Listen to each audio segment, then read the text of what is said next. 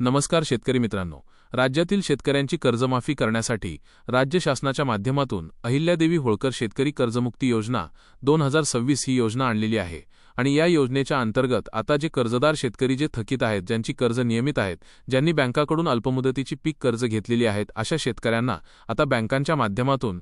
मेसेजद्वारे कळवायला सुरू झालेला आहे। आता ज्या बँकेमध्ये तुमचं कर्ज असेल त्या बँकेकडे तुम्ही तुमची कागदपत्र दिलेली असतील, ज्यामध्ये तुमचा मोबाईल नंबर हा त्या बँकेकडे रजिस्टर असेल, तर तुम्हाला बँकेच्या माध्यमातून आता राज्यामध्ये शेतकऱ्यांसाठी अहिल्यादेवी होळकर शेतकरी कर्जमुक्ती योजना 2026 ही योजना आणण्यात आलेली आहे आणि आमच्या बँकेकडे तुमचं कर्ज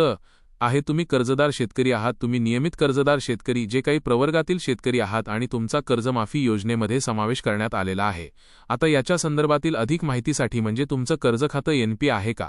तुमचं कर्ज खातं थकीत आहे का, तुम्हाला ओटीएस योजना घ्यावी लागणार आहे का, तुम्ही नियमित कर्जदार आहात का किंवा तुम्ही 2 लाखाच्या आतील कर्जमाफीसाठी पात्र आहात का, ही सर्व माहिती जाणून घेण्यासाठी तुम्ही तुमच्या शाखेशी संपर्क करा।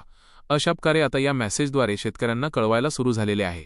जेणेकरून या कर्जमाफीच्या अंतर्गत हे जे काही शेतकरी आहेत ह्या शेतकऱ्यांना आता जर फार्मर आयडी द्यायचा असेल, या शेतकऱ्यांना जर माहिती ओमिट केली आहे द्यायची असेल किंवा या शेतकऱ्यांना ओटीएस योजना किंवा या शेतकऱ्यांना इतर काही कर्जाच्या रिलेटेड काम करायचे असतील तर ते आता बँकेच्या माध्यमातून पार पाडली जाणार आहेत आणि याच्यासाठी आता प्रत्येक शेतकऱ्याला मेसेजद्वारे बँकेच्या माध्यमातून कळवायला सुरू करण्यात आलेला आहे। तुम्हाला जर मेसेज आलेला असेल तर तुमच्या जवळच्या शाखेशी संपर्क साधून आपल्या कर्जाच्या कर्ज खात्याच्या संदर्भातील आपण कोणत्या प्रवर्गामध्ये या कर्जमाफीमध्ये बसतो याच्या संदर्भातील माहिती घेण्याचा प्रयत्न करा। असेच माहितीची व्हिडिओ पाहण्यासाठी आपल्या YouTube चॅनलला सबस्क्राइब करा। धन्यवाद।